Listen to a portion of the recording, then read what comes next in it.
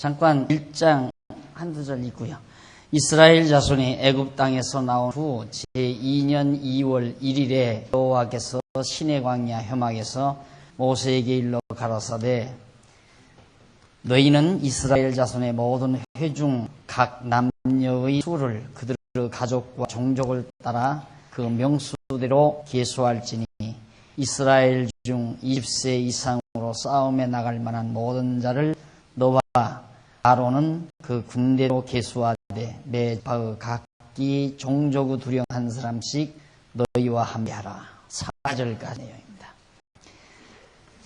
이제 교재 776페이지 중간쯤 보시면 제3절 광야 시련과 교훈입니다. 광야에서의 시련과 교훈 내용인데 3절이니까 2절을 찾아봐야죠. 그렇죠? 2절이 어떠한 내용인가? 2절이 어디쯤 나옵니까?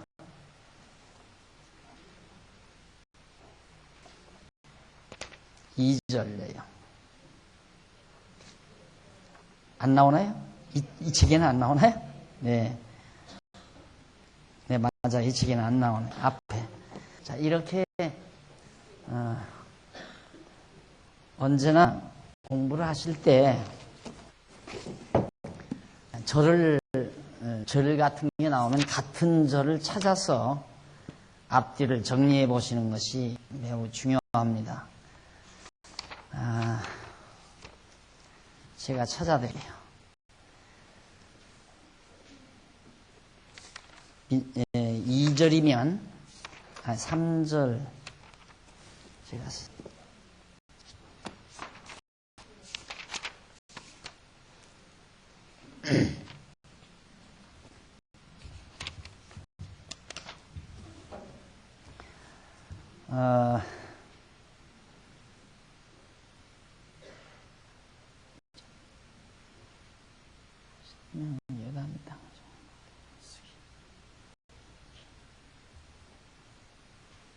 네, 왜 이래? 첫 번째는 시내산은요, 수리 광야 실현과 교훈 민수기 시작하죠. 제3장. 네, 여기 있습니다. 제2장 자손 언약 성취섭리. 자손 언약 성취 섭리. 이게 이제 창세기에서부터 민수기까지네요. 민수기까지. 그런데 그 가운데서 언약 자손의 번창, 이게 제 1절. 언약, 그 책에는 없을 거예요. 자손의 번창. 개론에 나오는 거니까요. 그 다음 제 2절이 시내산 언약 수립.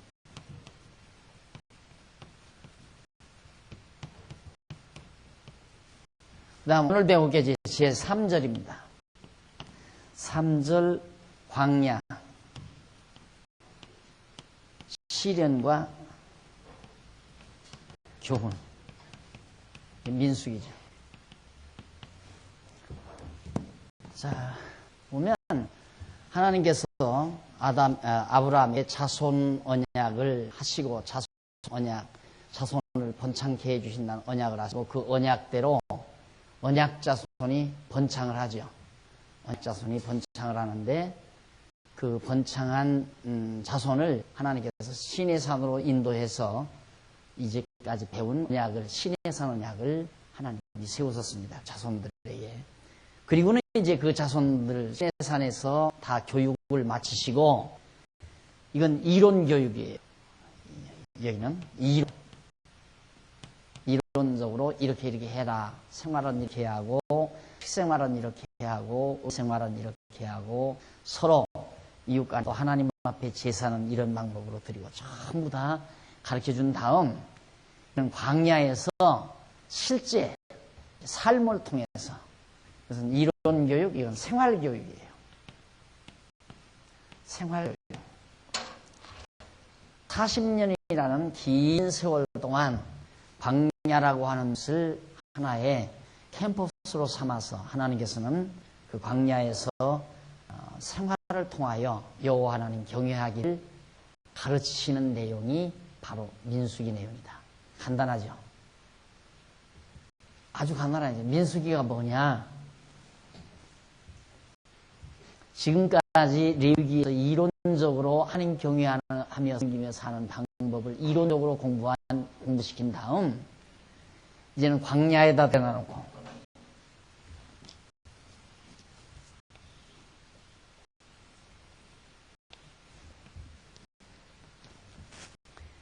애굽, 여기가 광야 안에 이게 시내산. 시내산인데 이 광야에서 이제 출발을 해요. 여기 지금 첫 1장에 보면 백성들을 계수하라고 나오잖아요. 왜 계수하라고 그러는가? 자손 언약을 하시고 그 언약대로 이루어 가시는 거니까 정말 자손이 얼마 번창을 했나 한번 헤아려 봐라 이 말이에요. 그래서 헤아려 가지고 백성을 조모 다 해가지고 전부 다 이렇게 정렬을 해요. 왜? 출발해야 되니까 여기서 그냥 마구잡이로 출발하는 게 아니라 전부 지파별로 족장별로 다 이렇게 정렬을 해가지고 갈 때도 다 아주 정렬을 해서 가요. 큰 때가 이렇게 출발하는 거니까. 그래서 이제 그걸 하기 위해서 우선 이제 점호가 시작이 되는데 여기에서 이제 출발을 해서 미리 말씀을 드리자면 쭉 올라요. 그리고 여기 이제 가데스 바네아라는 데가 있어요. 가데스 바네아. 라는 지역이 딱 여기 와가지고는 일단 가는 땅이 바로 접경지대 아니에요. 그러니까 여기서 일단 한번 정탐꾼을 보내요. 보내는데 정탐꾼 10명이 가가지고 다 반대하는 거예요. 아니, 정탐꾼 12명이 가는 거예요. 그리고 2명만 찬성하고 나머지는 다 반대라. 그러니까 하나님께서 백성들이 그렇게 죽어도 안 간다고 일을 치고 여기서 하나님 앞에 반항을 하자 하나님께서는 이들을 다시 홍해길로 잡아 돌려요. 일로 다 보내지를 않고 홍해길로 잡아 돌려서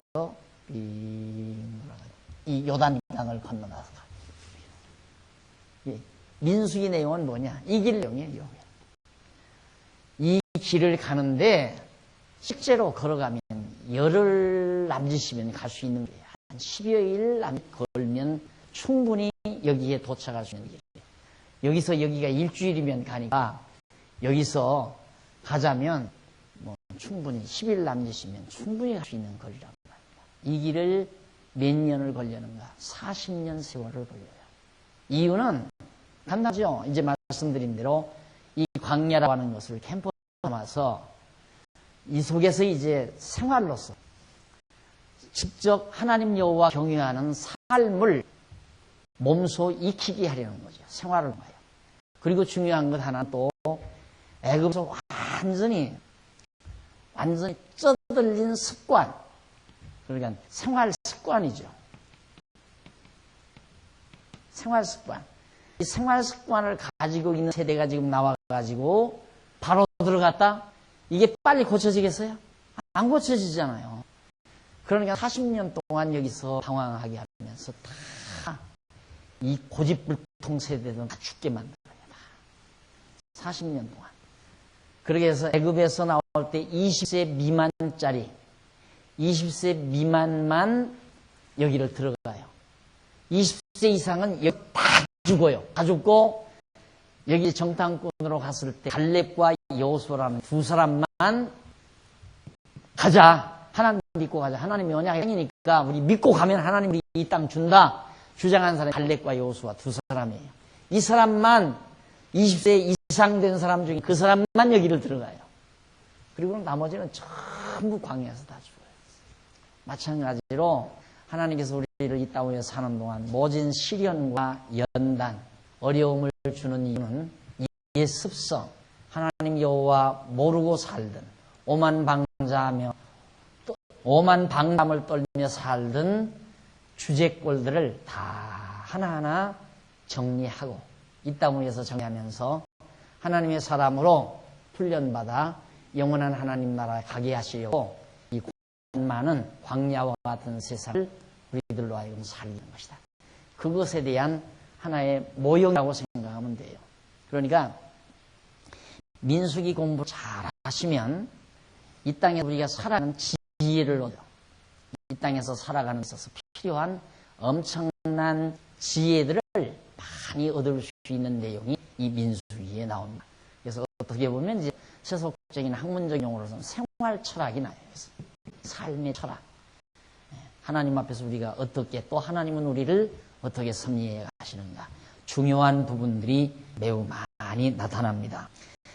자, 그러면 우리 잠시 한번 총체적으로 좀 나온 부분 조금 보시고, 그 3절, 제3절 광야 시련과 교훈, 바로 민수기 1장에서 30장은 여호와 하나님께서 모세를 통하여 이스라엘 자손을 광야로 인도하여 많은 시련 가운데서 세대 교체를 시켜서 그들에게 교훈하여 주시는 섭니다. 여기서 완전히 세대 교체 작업이 이루어진다. 그 내용 가운데 1장에서 9장은 여호와께서 이스라엘 자손에게 광야에서의 생활을 준비시키는데요. 앞으로 1장에서 9장.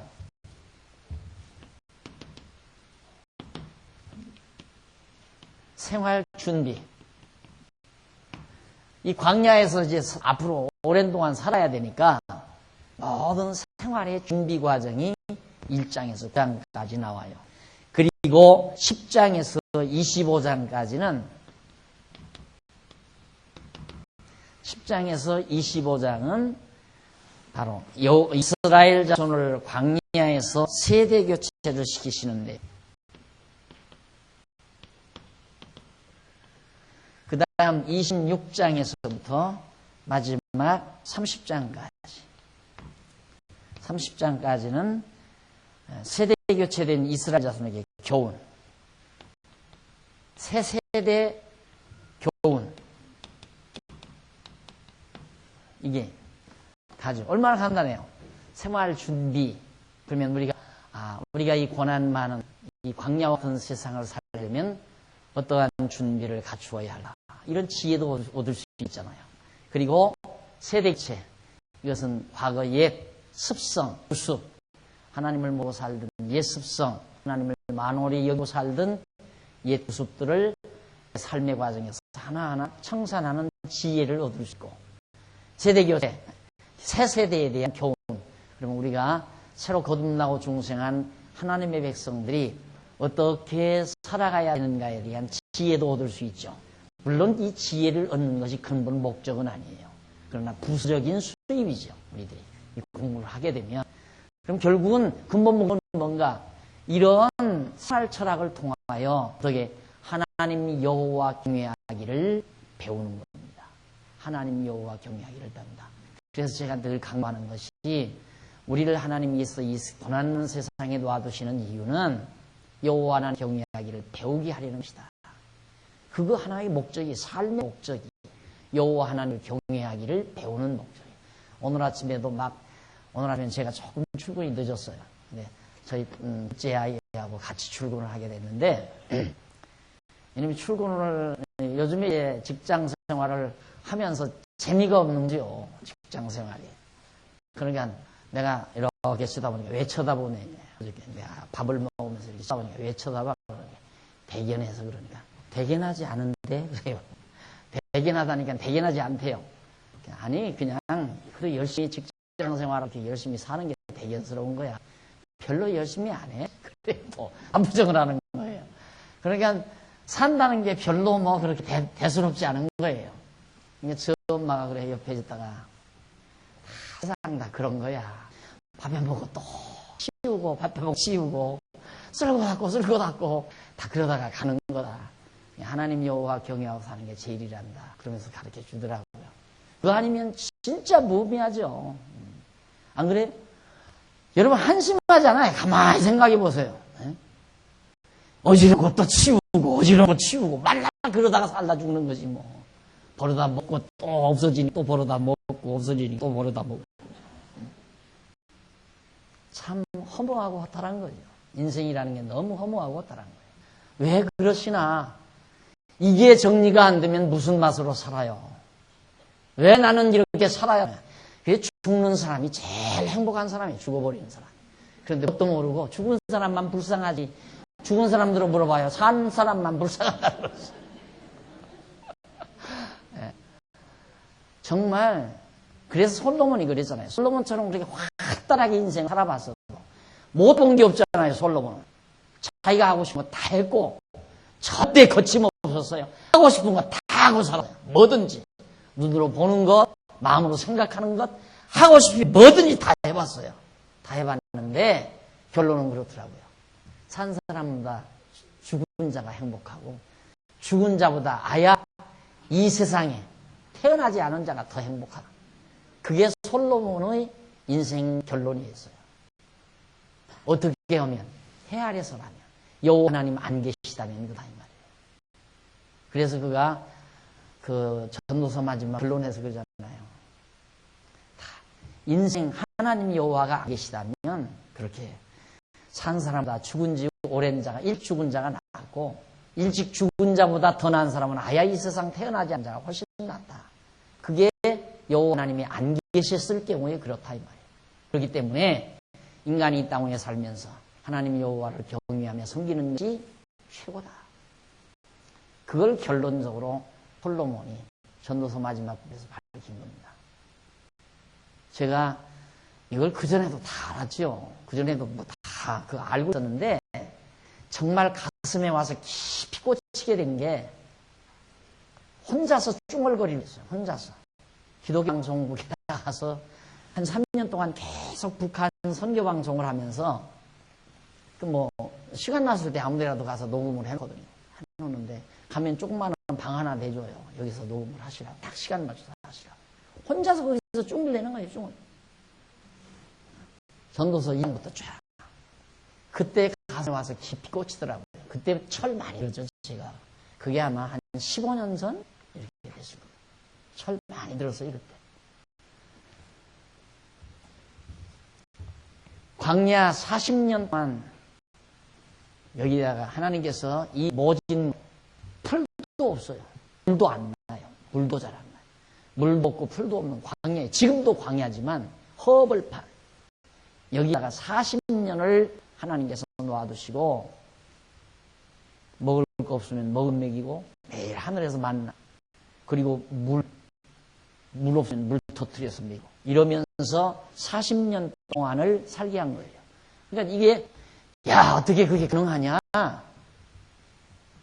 여기서 이제 식생활은 만나고 만나 목마르면 어쩌다가 이제 오아시스 만나면 먹는 거죠. 그런데 가다가 보면 오아시스도 없는 데가 있잖아요. 물이 없단 말입니다. 그럴 때는 생수를 터뜨려서 먹여요. 그러니까 이게 하루 이틀도 아니고 40년 동안 이러니까 이게 어떻게 가능하냐. 그럴까 봐서 이 만나를 단지에다가 딱 보관해서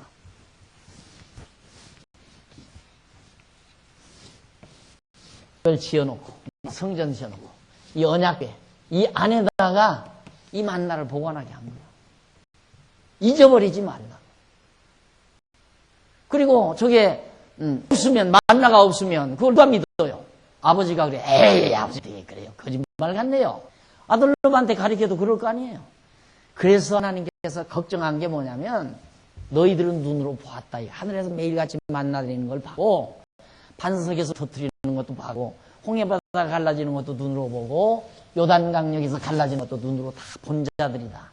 문제는 눈으로 보고 들은 자들은 문제가 없는데 다음 네 아들들 그게 걱정이 말이에요. 그거 걱정하면서 모압 평지에서 이제 다시 한번 교육하는 게 소위 이제 민수기 공부하면 신명기예요. 신명기에서 백성들이 새로 교체된 이 백성들을 요단강 바로 이제 가나안 땅 들어가기 직전에다가 딱 불러 앉혀놓고 거기서 자세하게 이렇게 중요하게 꽂아주는 게 뭐냐면 네 아들들에게 가르치라. 네 자손들에게 꼭 가르쳐라. 너희들 눈으로 보지 않았느냐 이 말이죠. 귀로 듣고. 그러니까 너희 자손들은 그걸 못 보고 못 했으니까 거기 가거들랑 이 땅에 가거들랑 자손들한테 보고 듣고 한 전부 다 잘 가르쳐라. 그게 뭐냐면 여호와 하나님 경외하기를 가르치라 그 말이에요. 그렇게 하는 방법은 아까 레위기에서 공부한 내용도 가서 그렇게 생활 풍습, 문화를 잘 형성해서 살아가고 자녀들에게 여호와 하나님 잊지 않고 경외하도록 가르쳐라. 이게 이제 신명기 내용입니다. 그건 그 다음 가도록 하고요. 자, 그 다음에 자, 그러면 줄기를 잡죠. 이 전체적인 줄기를. 그래서 우리가 지금 여기 생활에 대한 준비, 광야 생활을 하기 위한 준비. 오늘 우리 이 거친 세상을 살아가는 데 있어서의 우리의 마음의 준비, 이것과 꼭 같다고 생각하시면 됩니다. 그걸 얻는 것이 목은 아니지만 그걸 얻어야 여호와 하나님 경외하기를 배우는, 이 얼마나 소중한가를 알죠. 그래서 내가 지난번에 그런 말씀 드렸지만, 오늘 아침도 예를 들어 여러분 나올 때, 내가 오늘 나가서는 뭐 어떻게 해야지, 누구를 만나서 어떻게 하고, 뭔 일을 어떻게 해서 오달하고, 뭐 어떻게 어디까지는 오늘 일 마무리한다. 전부 그 생각만 가지고 지금 출근을 하잖아요. 누구나가 다. 그렇게 출근했는데 그게 안 된다 이 말이에요. 만난다는 사람이 다른 약속이 있어. 통 끊어버려요. 거기서부터 많이 스트레스 받는 거야. 아까지 한잔하고 술 퍼마시는 거 아니에요? 스트레스 받으니까. 그 사람 제대로 제 시간에 딱 만나가지고 계획대로 딱딱딱딱 해서 오다 따가지고 그래 언제까지 나쁘마 이게 다 이분이야. 기분 좋다고 또 한잔하는 거지. 한잔하세요. 그러면서 하는 게 인생인데 우리는 그렇게 살아서는 안 되잖아요. 아침에 출근하면서 하나님은 오늘 나에게 어떠한 스케줄을 준비해 놓으시고 나를 인도하실까? 그걸 통해서 나로 하여금 여호와 하나님을 어떻게 경외하기를 배우게 하실까?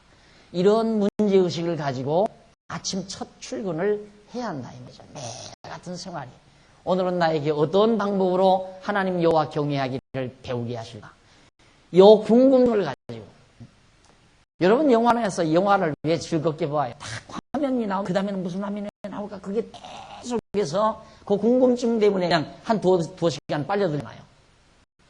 우리가 드라마에 빨려드는 것도 마찬가지고 이번에 이게 했는데 다음에는 이는 뭐야 어떻게 역사가 일까? 그것 때문에 반드시 그 시간 가서 또 채널 돌린다 이 말이에요. 그런 것처럼 오늘 우리 삶의 스릴도 거기에 있습니다. 하나님은 오늘 어떻게 나를 인도해 가실까? 이번 달력을 바꿀 때 이번 한 달은 하나님이 또 나를 어떤 방법으로 인도해 가실까? 그렇게 해서 어떻게 하나님이 여호와 경외하기를 배우게 하실까? 달력을 바꿀 때 완전히 달력 전체 12달 달력 바꿀 때도 다가오는 새해에는 하나님 어떠한 일을 해놓으시고 나로 하여금 하나님 여호와를 배우게 하실까? 이 궁금증을 가지고 아침을 출발하고 새 달을 출발하고 신년을 출발하는 그런 마음의 자세가 매우 중요한 거죠. 그러면 하루하루 스릴이 있죠. 하루 딱 살고 들어와서 하나님은 이렇게 준비했대구나.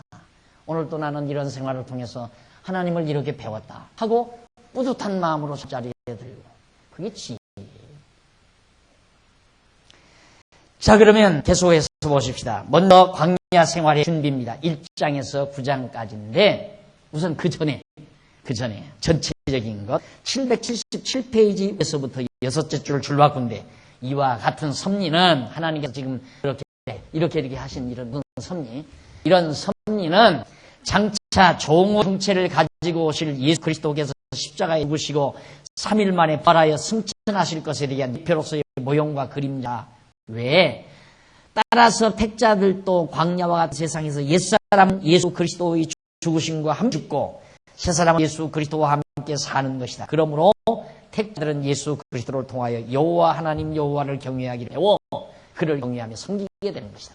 이것이 어떻게 해서 죽으시고 부활하셔서 승천하실 예수 그리스도에 대한 하나의 예표로서의 모형과 그림자일까? 세대였지. 죽지 않아요. 옛사람은 죽어요. 광야 애굽에서 종살이 하던 사람은 죽여요. 그리고 새로 하나님 약속의 땅에 가서 살 백성들이 다 살아난다. 그게 뭐냐? 예수님께서 이 땅에 오셔서 우리 옛사람을 위해서 십자가에 못 박혀 죽으시고 우리 의롭다함을 위해서 예수님 다시 사시나요? 바로 역시 이 모든 민수기 내용도 장차 이 땅 위에 오셔서 우리의 옛사람을 위해서 죽으시고 새사람을 위해 부활하실 예수 그리스도에 대한 예표로서의 모형과 그림자다. 그래서 이 민수기도 목적이 뭐냐? 메시아. 메시아 보낸다, 이 목적이에요. 메시아 예수를, 그리스도를 보내겠다. 이 언약의 말씀이란 말입니다. 민수기 자체가. 그런데도 우리는 물론 이제 저걸 통해서 예수께서 내 옛사람 죽이시고 새사람을 살려 이스라엘 백성들은 가나안 땅으로 인도했지만 우리는 영원한 안식의 땅으로 하나님께서 우리를 인도해 가잖아요.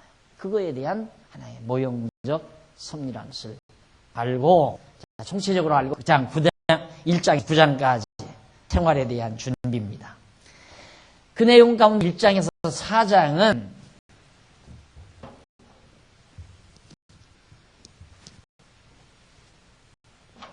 여기서 이제 1장에서 4장까지죠.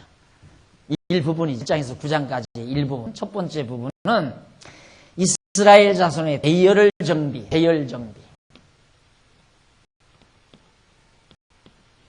그 다음 5장에서부터 9장까지. 마지막.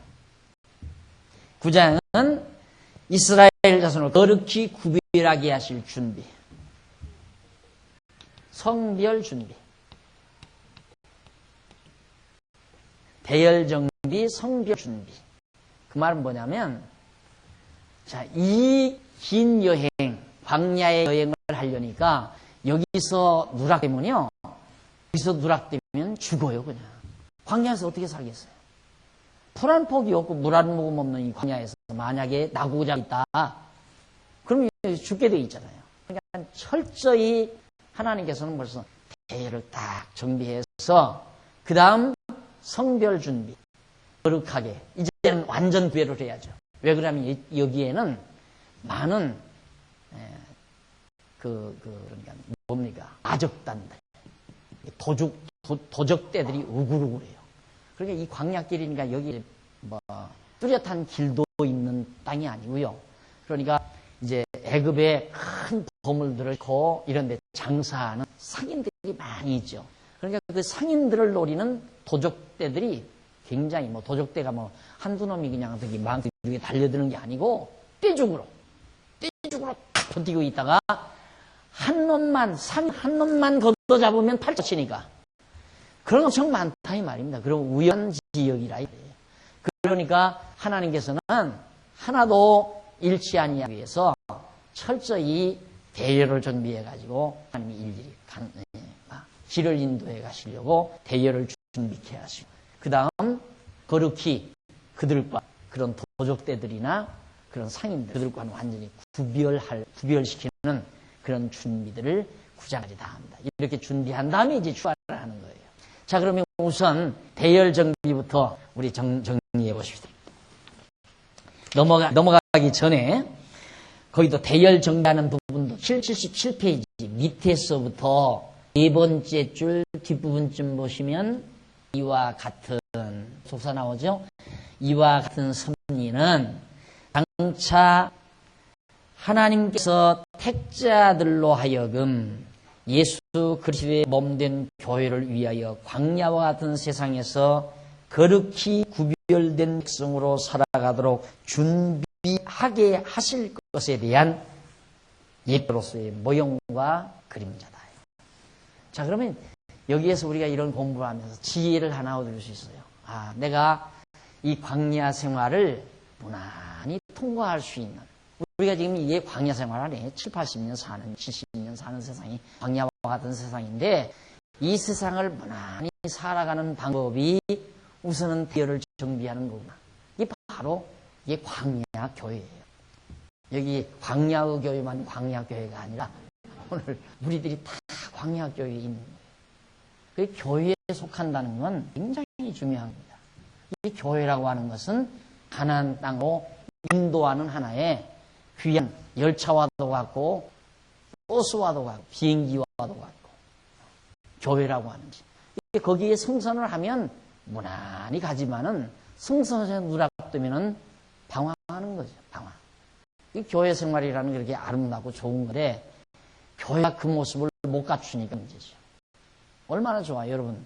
우리 여기 나오시는 여러분들 딱 교회에 몸담고 각 부서에 조직체에 들어서 대열을 딱 정리하고 있으니까 공부할 때나 공부하고 딱 보다 보니까 이 길은 가야 되겠구나, 가지 말아야 되구나. 불기둥이 움직인다, 구름기둥이 움직인다. 그거 보고 졸졸 따라가니까 얼마나 삶이 편안하고 얼마나 마음이 편안하고 즐거우냐 이 말이죠. 그게 진짜 아니에요. 혼자 떨어져서 살아라지. 참, 하여튼 재미난 게 뭐냐면 신앙생활하다 공연히 삐져가지고 나 안 나가면 배 아픈가 봐라. 목사 배 아프게 한 방법은 나 교회 안 나갈래요. 누가 배 아파요? 내가 배 아파요? 내가 왜 배가 아파요? 안 나오는 자기만 답답해요. 그럴 거 아니에요. 내가 뭐 때문에 답답해요? 내가 답답한 방법이 있어요. 어떻게 해야 답답하냐면, 이 양반들 빨리 나와 내가 돈을 뜯어서 내가 하고 싶은 일을 좀 해야 되겠다. 내가 목적을 거기다 두면 안 나오면 나만 배 아픈 거지. 나와야 돈을 뜯어내겠는데. 나와야 또 교인 숫자가 많아져서 교회가 크게 돼가지고 하고 싶은 일을 마음대로 펑펑 할 수 있고 나도 성공했다고 어깨도 내밀 수 있고 이런 철학을 내가 가지고 있다면 진짜 교인 안 나오면 열불나지 진짜. 그러니까 쫓아다닐 수밖에 없잖아요. 그러면. 그러나 솔직히 말하면 그런 철학은 아니에요. 진짜. 내가 아쉬운 게 없잖아요. 내가 아쉬운 거 없어요. 교인들에게. 천만의 말씀. 그건 아니에요. 그건 철저히 내가 목회 시작할 때부터 그 생각을 가지고 있어요. 이 교회라고 하는 건 교인들에게 필요한 것이 돼야지 교회가 교인을 필요로 해서 되겠느냐 이 말이죠. 말이 안 되는 거 아니에요. 그러니까 그 잘못 생각하는 거죠. 교회 생활이라는 것은 자기의 인생을 안전하게 만들어주는 가장 중요한 인간 세상에서 가장 아름다운 도직체입니다. 대열 소식체. 이 대열이 잘 정비돼서 잘 따라야. 그러니까 나는 이제 새로운 교인들 오시면 처음 철저하게 하나 부탁을 해요. 하나. 그게 뭐냐면 공부만 열심히 해 주십시오. 연부 안 해도 좋고 봉 안 해도 좋으니까 예배당 청소 안 해도 좋아요. 노골적으로 다 해요. 그런 거 하나 안 해도 좋아요. 하나 요구하는 거 있으면 공부만 열심히 할 수 있으면 좋겠어요. 그리고 또 하나 욕심내라면 친구 좀 사귀세요. 그래요. 친구 사귀란 말은 소속 부서에 들어가라고 말이에요. 일여전도면 일여전도에 들어가고 일남전도면 일남전도에 들어가시라. 거기 가야 친구 사귀니다. 요 두 가지. 이게 두 번째는 그건 욕심을 조금 내가지고 그러는 거예요. 당장 어떻게 친구가 되겠어요. 공부 열심히 하다 보면 아는 것과 믿는 것이 가지니까 친구 되지 말래도 되겠지만은 바쁜 마음에 왜? 장안중학교 사랑도 더럽게 없다고 하도 그러니까 사랑이 있나 없나 좀 들어가서 확인해 보라고. 다른 교회야 뭐 전업자들이 전문가들이 여전사들 전도사들 다 거기다 월급 받고 다 일하는 분들이 그냥 두들겨주고 뭐 이날이지만 속단체에 들어가면 하나 돈 한 푼 안 받는 분들이에요. 진짜 중심으로 커피 한 잔을 빼다 드려도 중심으로 빼다 드리고 밥을 한 그릇 타다 드려도 중심으로 타다 드리지 그렇게 직업적으로 하는 게 아니라 이 말이죠. 그러니까 그 사람 좀 가서 한번 확인해 보라고. 그래서 한번 친구 사귀라니. 한 가지 부탁이에요. 공부만 열심히 해요. 돈 안 내도 되니까 제발 우리 교회 돈 지금 남아 돌아가요. 남아 돌아가니까 안 내도 되니까. 쓰려면 한도 없지요. 한도. 그러니까 그 말은 뭔 얘기냐면 이렇게 대열정에서 공부하고 나면 한 마음 한 뜻 돼가지고 헤어질래야 헤어질 수 없는 정말 가까이 살 수밖에 없는 함께 살 수밖에 없는 생각해 보십시오. 친구를 5명을 사귀었어요. 5명을 사귀었는데 물론 부자 친구도 있고 가난한 친구도 있고 뭐 사회적으로 명망 있는 친구도 있고 정말 별로 그런 서민층 친구도 있고 이렇게 해서 한 100명의 친구를 사귀었다 이 말이다. 그런데 중심이 서로 아끼는 마음이 있으면 참 얼마나 아름다겠어요. 만나면 만날수록 좋고. 그런데 먹는 것도 아니고 꽤 돈풍이나 가지고 있는 친구인데 맨날 가야 술 한잔 얘 술은 빼고 점심 한 잔은 놈이 아니야. 만나도 먹기만 하지. 보니까 친구를 생각하는 게 아니라 얼마나 인생에 빠졌는지. 인간 이하 인간이라. 자기만 알고 돈만 알고 친구를 항상 자기 뭐 밥줄로 알고 그런 친구가 친구 되겠어요? 안 되죠. 비록 호주머니에 돈이 없어도 친구들이 밥을 샀을 때 고마운 줄 알고 친구가 소중한 줄 알고 어떻게든지 자기도 아끼고 전략해서 안 나오는 커피 내가 살게 하고 중심으로 친구를 위해주는 그런 따뜻한 마음을 가져야 그래야 영원한 친구가 되지. 안 그래요? 교회도 마찬가지예요. 교회도 와서 살살 눈치 나보고 나도 후배들한테 배우는데 연보하는 형이 있다대요. 뭐 체면형이 있다나 눈치형이 살살 눈치 봐가면서 누가 내면 나도 내고 이게 체면 눈치형이라나 이런 몇 가지 형이 있다나 머리가 나빠서 외우지도 못하겠어. 그 어떻게 교인이 돼요? 이게 어떻게 같은 교인이 되겠느냐 이 말이죠. 정말 그렇게 교회를 아끼고 성도들을 아끼고 내가 늘 그러잖아요. 이 교회 어떻게 지고 어떻게 고난 어떻게들 정말 허리끈 졸라매면서 한 것을 알면 어디 티끌 떨어지는 거 당장 눈으로 보자 맞아 죽지. 그걸 어떻게 발로 슬슬 문지르고 가겠네요. 커피 먹다가 커피가 쏟아졌어요? 그 커피 쏟아지면 마르면요 그걸 베끼는 사람은 가서 걸레 빨아다가 그 닦고 그 다음 기름 끌레로 또 한번 해야 돼. 두서너 번 손길이 가야 한다 이 말이에요. 그런데 자기가 먹다 흘렸는데도 발로 슬슬 묻고 발로 슬슬 문대고 하면 더 넓어져 그거가. 차라리 가만 놔둬야지. 뭐 그런 얘기가 그 자체가 중요한 게 아니라 그만큼 서로 아끼고 서로 소중한 줄 알고 같은 교회 성도가 정말 소중한 줄 알아야 그래야 제대로 대열 정비가 되는 거죠. 안 그래요? 안 돼. 글로로 가면 안 돼. 이쪽으로 따라와 하고 같이 데리고 가야 이 고난 많은 광야길을 우리가 무사히 통과할 수 있지 않느냐 이 말이죠. 교회가 없으면 누가 인도해요? 하나님의 말씀이 없으면 무엇을 따라가느냐 이 말이죠. 우리가 불기둥과 구름기둥이 없으면 무엇을 따라서 이 엄청난 광야길을 걸어가느냐 이 말이에요. 자기 마음대로 가는 거죠. 하다가 꼭 마찬가지예요. 건방져가지고 약도 다 그래. 그건 뭐 찾아갈 수 있지 뭐. 그래 찾아가라. 하루 온종일 돌고도 못 찾고는 그냥 돌아와 버린다. 다 일러주어가지고 이렇게 가면 어디 가서 우측으로 꺾고 어디 가서 좌측으로 꺾고 신호등 몇 번 받고 그렇게 해서 유해가지고 들어가면 된다. 정확하게 하면 쉽잖아요. 아무리 어려운 것도. 가르쳐주는 사람이 없으면 돌고 돈다 이 말이에요. 가르쳐주는 사람이 없으면 상자처럼 빙글빙글 돈다 그 말이에요. 고난길 광야와 같은 세상. 그래서 이 대열을 정비한다는 것은 매우 중요한 일입니다. 그래서 778페이지 대열의 정비 1장에서 3까지인데 거기서도 중간 11지파의 대열 정비 우쪽으로 네 번째 줄 뒷부분을 보십시다.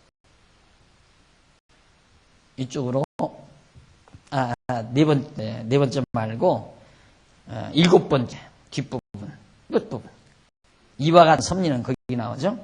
그러니까 11지파의 대열 정비 위로 7째 줄 끝부분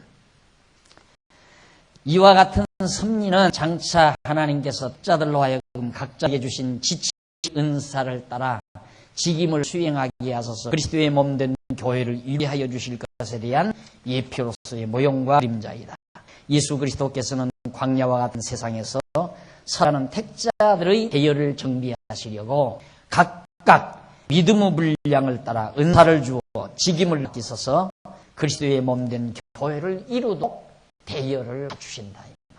이것이 지상에 있는 교회 모습입니다. 따라서 1장부터 4장까지의 대열 정비의 내용은 땅 위에 주님께서 오셔서 주님의 몸된 교회를 세우시고 교회를 체계를 갖추어서 광야 길을 인도해 가실 하나님의 섭리에 대한 하나의 모형적 사건이라는 뜻입니다. 자, 그럼 1장에서 2장까지는 양쪽가로 1번 11지파의 대열 정리입니다. 12지파인데 12지파 가운데 레위 지파는 빼고 11지파를 어떻게 대열을 정비하시는가, 그것에 대한 내용인데, 우선 대열 정비하기 위해서 숫자부터 파악해야 되죠. 백성의 수부터 각 지파별로. 그래서 그것이 동그라미 안에 1번 지파별 계수입니다. 모세와 아론은 1장에서 19장까지는 모세와 아론이 두령을 지명하고 모든 회중을 계수를 합니다. 모세와 아론이 두령, 각 지파별로 우두머리를 다 세워서 지파별 숫자를 다 세게 된다. 아까 읽어드린 것, 설까지 읽었죠. 오십시다. 너희와 함께 설 사람의 이름 이러하니 루벤에게서는 스데울 아들 엘리술이요. 루벤 지파에서 두목이 누구다. 시몬 지파에서 두목 누구다. 이스사갈 지파에서, 요셉 지파에서 다 나와요. 스불론 지파 쭉 나오죠. 그렇게 해서 17절 보십시다. 아니 16절. 16절. 그들은 회중에서 부름을 받은 자요, 그 조상 지파의 족장으로서 이스라엘 1000만인의 두령이라. 장정만 60만, 100만이 못 달라지만은 노인, 어린아이, 거기 따르는 또 짐승을 먹이는 이방 민족도 거기 같이 따라서요. 그러게 결국 1000만인에 이른다. 1000만인. 대단한 부대 아닌가. 그러니까 이게 정말 놀라운 사실은 400년 전에, 400여 년 전에 애굽에서, 여기에서 야곱의 요셉이 일로로 팔려가잖아요. 이게 한 430년 전에. 이게 요셉이 가서 총리 한 20년 하고, 그 다음 요셉이 죽은 이후로 노예 생활을 했거든요. 이게 이 애굽에 가서 한 400년 노예 생활을 한 거예요. 성경으로. 400년 후에 3년 종살이 하다가 나온다 했는데, 애굽에서 요셉이 총리로 있을 동안에는 대우치 받았죠. 근데 요셉이 죽자마자 완전히 정말 천대를 받고 노예가 돼버린 겁니다. 요셉을 모르는 바로가 애굽 왕이 들어서가지고. 그래가지고는 400여 년 만에 여기서 들어간 한 70여 명이 들어갔는데, 400여 년이 지나니까 1000만 인구가 된 거예요. 1000만. 그러니까 하나님께서 자손 번창, 자손 언약을 이루어준다는 언약대로 언약 자손이 그렇게 번창해라. 지금 그 얘기예요. 언약 자손이 그만큼 번창했다는 것을 지금 1000만인이 되었더라 하고 확인해 주잖아요. 하나님의 언약은 이처럼 분명히 이루어졌음을 보여주고 있는 거죠. 자, 그래서 1000만인의 두령이라 모세와 아론이 지명된 이 사람을 데리고 18절 2월 1일에 날짜까지 다 나오잖아요. 2월 초하루 2월 1일에 온 회중을 전부 모아놓고 그들이 자기 가족과 종족을 따라 20세 이상으로 그 명수를 의지하며 자기 계통을 말하며 여호와께서 모세에게 명하신 대로 그가 시내 광야에서 그들을 다 계수했습니다. 숫자를 다 파악을 했다. 그런데 그 밑에서부터 그 숫자를 파악한 그날이 밑에서 두 번째 앞번에 보면 그때가 그들이 애굽에서 나온 후 제2년 2월 1일인데 이는 그들이 애굽에서 나온 정월 14일부터 만 1년 1개월 남짓한 1년 1개월 남짓한 기간이었다. 여기서 벌써 여기 나와가지고 6월절에 6월 정월 14일에 나와서 여기 와서 지금 1년 1개월 그러니까 한 해가 지나고 2년 1일이니까 한 해가 지나고 한 1년 1개월이야. 1개월 14 1개월 꼭 못 됐죠. 1월 14일이니까. 그래서 1개월 남짓한 그런 시대가 지난 때였습니다. 그때가. 그래서 만 1년 1개월 남짓한 기간이 지난 때였다고 밝혀주는 말입니다. 그 다음 이제 그 밑에 780페이지 5절, 6절 위에서부터 6째 줄 바꾼 데 보시면은 16절. 거기 보면 1000만인 그 얘기 나왔죠? 근데 그 히브리어 거기 보면 1000만 천만이는 히브리 원어로 아레페이라고 하는데, 이는 1000명의 반배를 뜻하는 것이 아니라 1000명의 복수를 뜻하는 것으로 수천 명이라는 의미를 가진 말이다. 이게 아레페이, 그게 정확한 숫자를 말하는 게 아니라 개략적인 수를 말하는데 수천 명에 달한다라는 의미를 지니고 있다. 그러니까 그만큼 엄청나게 자손이 번창하는 걸 알 수 있죠. 그러니까 20세부터 60세라면 참 생산 능력이 있는 때인데, 우리도 과거에 보면 한 가정에 자녀들이 10여 명씩 보통 있을 때가 많았잖아요. 그러니까 가히 심장을 할 수 있죠. 어린아이, 노인할 것이 그 숫자가 1000만인에 달한다는 것은. 다음 넘어가서 1장 20절로 26절에 보면 12지파의 총 개수가 60만 3,550명. 아주 그냥 10명까지 다 나오잖아요. 12지파의 총 개수가 60만 3,550명. 그게 지금 각 지파별 숫자가 다 파악이 됐어요. 그거 꼭 알고 싶으면 자세히 읽어서 숫자까지 다 암기를 해두는 것도 누가 말리지 않습니다. 중요한 건 뭐냐면, 대단히 많이 번창했구나. 정말 하나님께서 언약하신 말씀대로 이루어졌네. 그것만 확인되면 돼요. 숫자 안 외워도 돼요. 저도 숫자 못 해. 그냥 보통 한 60만 그러지. 이거 뭐 또 봐야 되잖아요. 60만 3,550명. 60만. 3,550명 잘 몰라도 한 60만 대략. 중요한 건 뭐냐면 하나님께서 자손 번창시켜준다고 아브라함에게 언약하시더니만 그 언약을 정말로 번창을 했구나. 야, 하나님은 언약대로 이루신 여호와이시구나. 그거 하나 확인되면 공부는 참 잘하신 거다. 그래서 성경이 쉽다는 거예요. 알고 보면 성경은 간단하고 쉬운 거다. 넘어갑니다.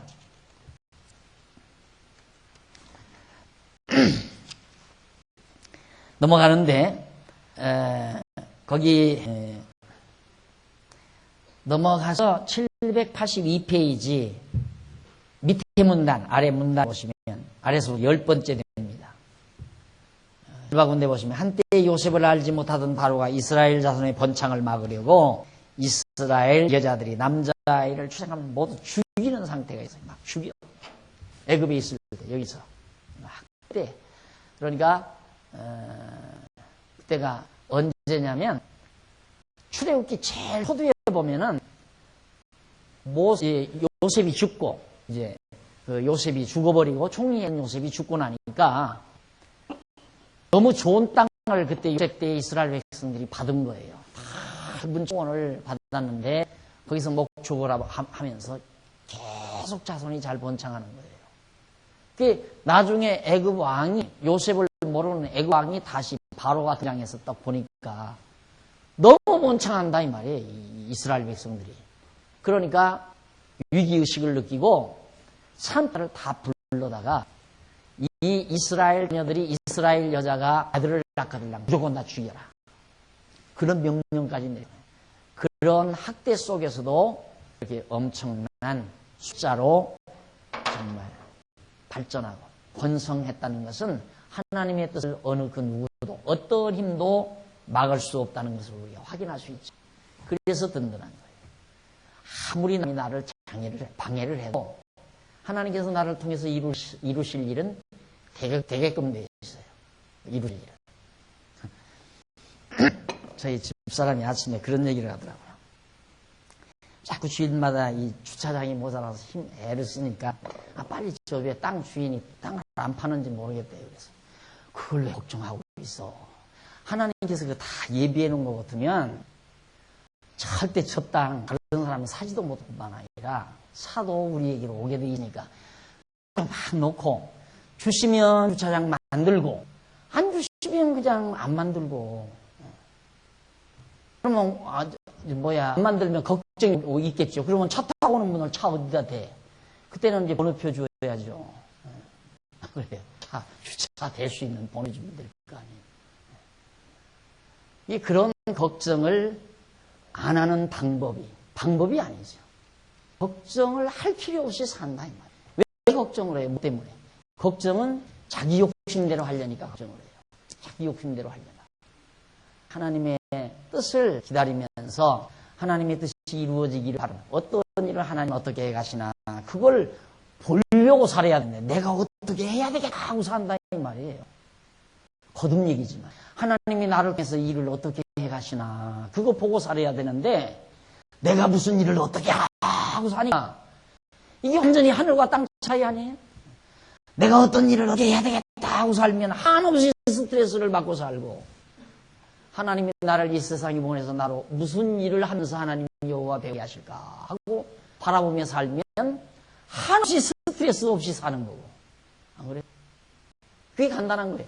이런 걸 보고 알겠다. 아무리 잡아 죽이고 뭐 번창을 못하게 하고 해서 번창 못하느냐 이 말이죠. 그렇게 방해 공작이 있었어도 여전히 번창할 하나님의 언약대로 번창할 이스라엘 백성들은 천만인에 가깝도록 백성들이 번창을 했다 그 말이에요.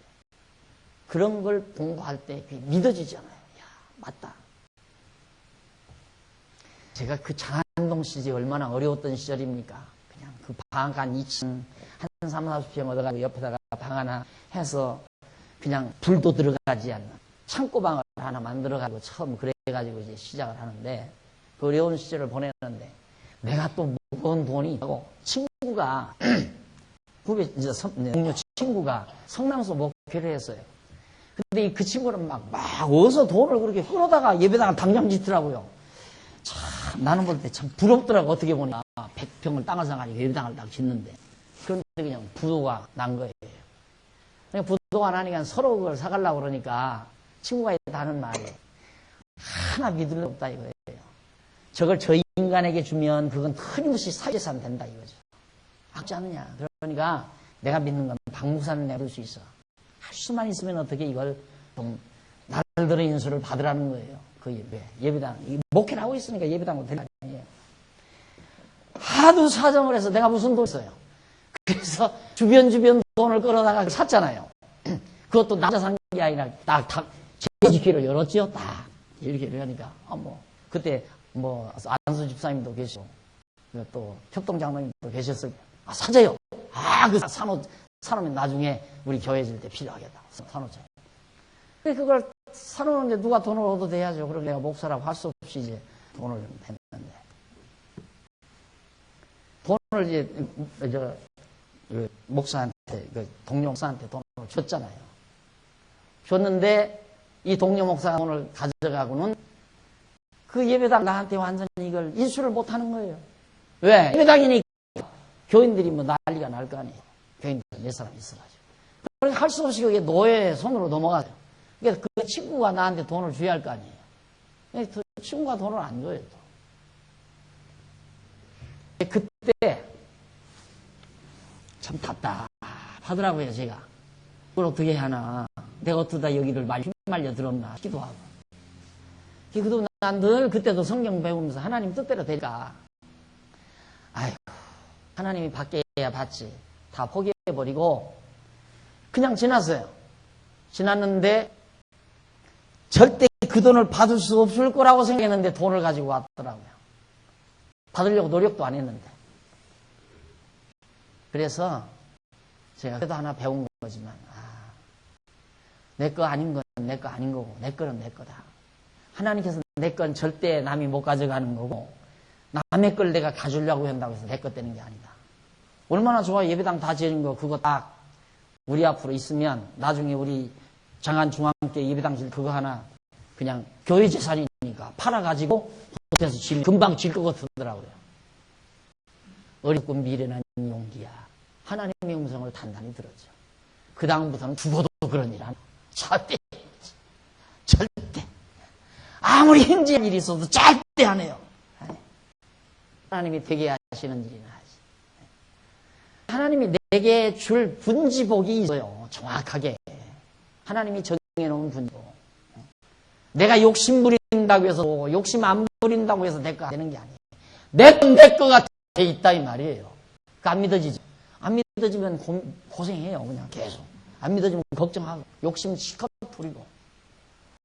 여러분 욕심을 자꾸 부리면요 5장 6부 가운데 심포가 나빠져요.